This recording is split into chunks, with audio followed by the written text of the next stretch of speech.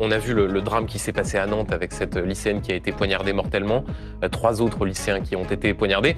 Vous vous êtes rendu avec Elisabeth Borne immédiatement sur place, vous avez bousculé tout votre agenda. Là, on a un fidèle musulman qui se fait tuer en train de faire la prière. Certes, vous réagissez sur les réseaux sociaux, mais non seulement vous n'y allez pas, et en plus vous maintenez 2 réunions publiques dans le cadre d'une élection interne. Comprenez que ceux qui nous regardent ce soir se disent, là encore, il y a une forme de 2 poids, 2 mesures dans la façon dont un ministre de l'Intérieur, ministre des cultes, bouscule son agenda pour témoigner de sa solidarité vis-à-vis de celui qui est mort. Non, la grande différence, c'est que nous avions arrêté l'auteur et nous savions à peu près de quoi il s'agissait.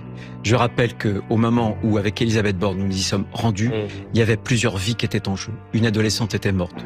Et il pouvait y avoir d'autres adolescents qui étaient morts. Lorsque je me suis rendu aussi à Mulhouse, on savait à qui on avait affaire. L'individu, le terroriste islamiste, avait été déjà arrêté. Le PNAT, d'ailleurs, ce n'était déjà saisi. Pardonnez-moi, Bruno Retailleau, mais il y a une vidéo sur Snapchat du meurtrier présumé. Il y a les caméras de vidéosurveillance au sein même de la mosquée. Est-ce qu'on peut vraiment croire au fait que vous n'y êtes pas allé simplement parce que vous n'aviez pas suffisamment d'éléments? C'est vraiment ça?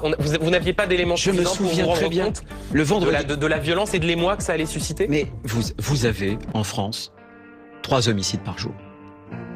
Tous ces homicides, moi je les ai pas tous systématiquement, mais certains parfois sont abominables. Je ne me déplace pas à chaque fois.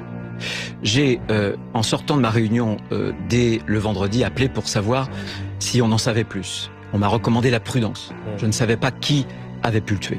Donc je préfère garder un peu de distance, en savoir plus en matière d'enquête pour pouvoir m'y rendre. Si l'équivalent, Bruno Retailleau, s'était produit dans une église ou dans une synagogue, est-ce que vous auriez attendu 2 jours avant de vous y rendre? J'aurais souhaité en savoir plus, bien sûr. J'aurais souhaité en savoir plus. Si... sans doute que j'aurais vraiment, je pense pas que j'y sois allé, je n'aurais pas fait 2 traitements différents, 2 poids, 2 mesures. Quand il y a un climat de haine contre les musulmans, est-ce que quand on est ministre de l'Intérieur, on peut prendre la responsabilité de dire à la tribune « abat le voile ». Cela fait partie des choses qui alimentent un climat de ressentiment ou de haine contre les Français de confession musulmane.